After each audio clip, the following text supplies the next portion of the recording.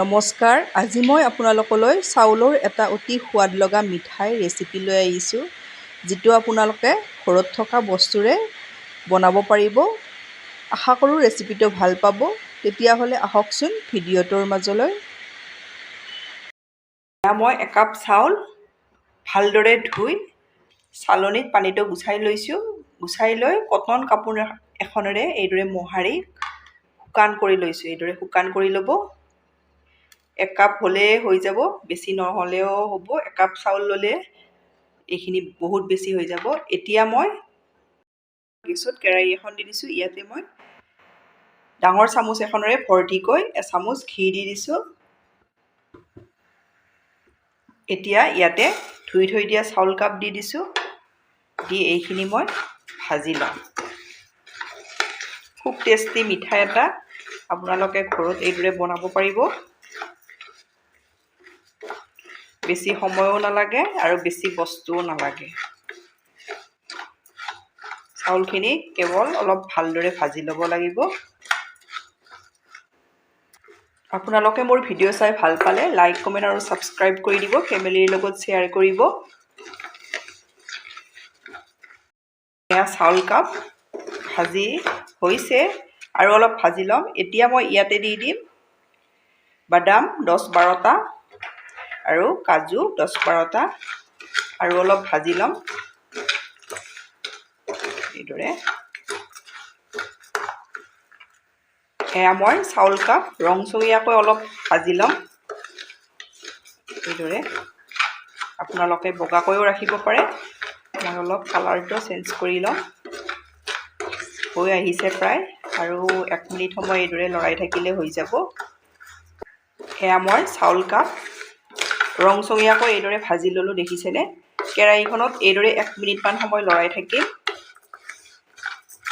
কেৰাহীখনৰ গৰমতো এইখিনি হৈ যাব। এতিয়া মই এইখিনি নমাই ল'ম। কেৰাহীখনত এইদৰে গেছ অফ কৰি অলপ লৰাই থাকিলেও হৈ যায়। এয়া মই ষ্টিলৰ থাল এখন লৈছোঁ। ইয়াতে নমাই ল'লোঁ। অলপ ঠাণ্ডা হ'বলৈ এইদৰে থৈ দিম। ঠাণ্ডা হ'লে এইখিনি মই মিক্সিত গুড়ি কৰি ল'ম। আপোনালোকক মই দেখাই দিম। এয়া কেৰাহীখনৰ পৰা ইয়াতে লৈ ল'লোঁ। এতিয়া এইখিনি মই অলপ ঠাণ্ডা হোৱাৰ কাৰণে এইদৰে থৈ দিম।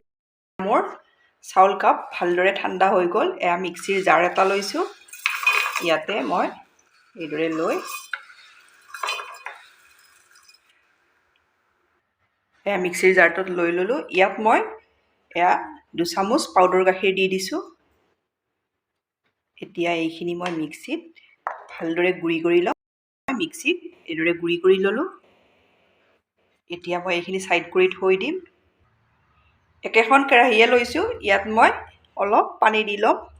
এয়া অলপ 4-5 চামুচ জোখত পানীটো দি দিছোঁ। একাপৰ কম, আধা কাপৰ বেছি মই চেনি দি দিছোঁ। চেনি কম হ'লেও এই মিঠাইটো খাবলৈ ভাল নহয়। এতিয়া মই চেনিখিনি কেৰামেলাইজ কৰিম।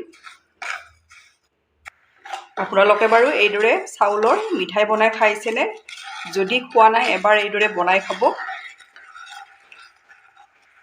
এয়া চেনিখিনিৰ কালাৰটো অলপ চেঞ্জ হৈ আহিছে, আৰু অলপ এইদৰে লৰাই থাকিলে হৈ যাব। এয়া দেখিছেনে? কালাৰটো চেঞ্জ হৈ গ'ল। আৰু অলপ কালাৰটো ডাঠ কৰি ল'ম। বেছি ডাঠ কৰিলেও ভাল নালাগিব, তিতা তিতা ভাৱ হ'ব। সেইকাৰণে জোখত ৰখাব। এইটো জোখত আপোনালোকে ৰখাই দিব। ইয়াতকৈ আৰু বেছি ডাঠ নকৰিব। এতিয়া মই ইয়াতে দি দিম গাখীৰ। গাখীৰ মই আধা লিটাৰ দিম। প্ৰথমতে কম কমকৈ দি এইদৰে মিলাই ল'ব। একেবাৰে দি দিলে ভৰ্তি হৈ ফুলি আহি পৰি যাব পাৰে। এতিয়া ইয়াতে সম্পূৰ্ণ গাখীৰখিনি দি দিম। এয়া মই একেবাৰে উতলাই উতলাই ডাঠ কৰি লোৱা গাখীৰ। গাখীৰ আৰু চেনিখিনি ভালদৰে মিক্স কৰি ল'লোঁ। ইয়াত মই 3-4 চামুচ জোখত ফ্ৰেছ মলাই দি দিছোঁ। মলাইখিনিও মই ইয়াতে ভালদৰে এবাৰ এইদৰে মিক্স কৰি লওঁ। আপোনালোকে বেছি দিনৰ মলাই নিদিব, মিঠাইটো তেতিয়া বেয়া লাগিব। ফ্লেভাৰৰ কাৰণে মই ইয়াত সামান্য পৰিমাণৰ ইলাইচি গুড়ি দি দিছোঁ, বেছি দিয়া নাই, অলপ কমকৈ দিছোঁ। এতিয়া মই ইয়াতে ৰেডি কৰি থৈ দিয়া চাউলৰ গুড়িখিনি এয়া দি দিছোঁ। গোটেইখিনি মই একেবাৰে দি দিছোঁ। এইদৰে দি ভালদৰে এইখিনি ইয়াতে মিক্স কৰি ল'ব লাগিব। খুব টেষ্টি হয়, আপোনালোকে বনাব। এয়া দেখিছেনে কালাৰটো কিমান ধুনীয়া হৈছে। আপোনালোকে এবাৰ এইদৰে ট্ৰাই কৰিব। এতিয়া এইখিনি আৰু অলপ ডাঠ কৰি ল'ব লাগিব। মই আপোনালোকক দেখাই দিম কিমানটো জোখত ৰখাব লাগে। এইখিনি মোৰ ৰেডি হৈ গ'ল। এতিয়া এইখিনি নমাই দিব লাগিব। এইদৰে লৰাই থাকোঁতে আপোনালোকে গম পাব কেৰাহীখনেও এৰি দি আহে। এয়া দেখিছেনে, এইদৰে এৰি দিব। এতিয়া নমাই ল'ম।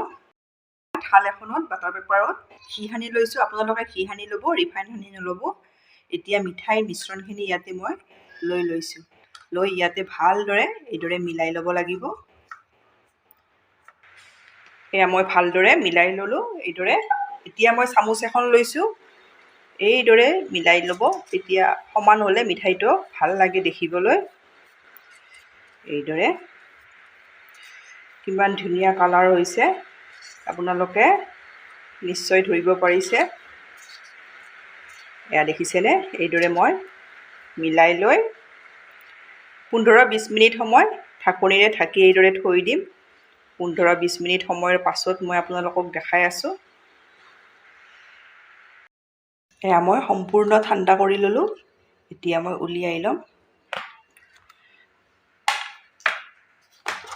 এইদৰে দেখিছেনে,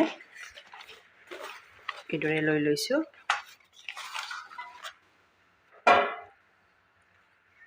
এতিয়া পিচ পিচকৈ কাটি যাম।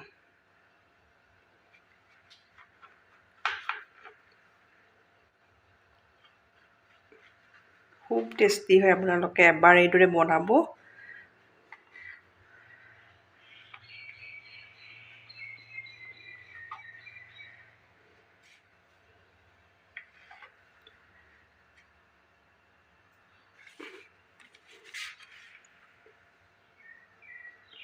আপোনালোকে যিদৰে ভাল পায় সেইদৰে কাটি ল'ব পাৰিব। মই এইদৰে কাটি ল'ম।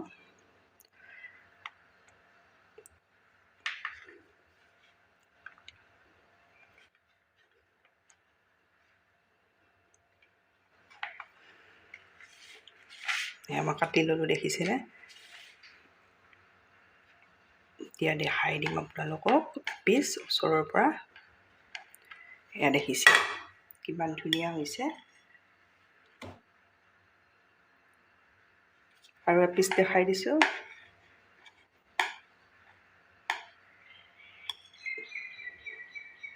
এয়া মোৰ ৰেডি হৈ গ'ল। এইদৰে মই প্লেটত উলিয়াই ল'ম। এয়া মই প্লেটত উলিয়াই ল'লোঁ। এয়া দেখিছেনে, আপোনালোকে এইদৰে বনাব, বনাই খাই কেনে পায় কমেণ্টত জনাব। ধন্যবাদ ভিডিঅ'টো শেষলৈ চোৱাৰ বাবে।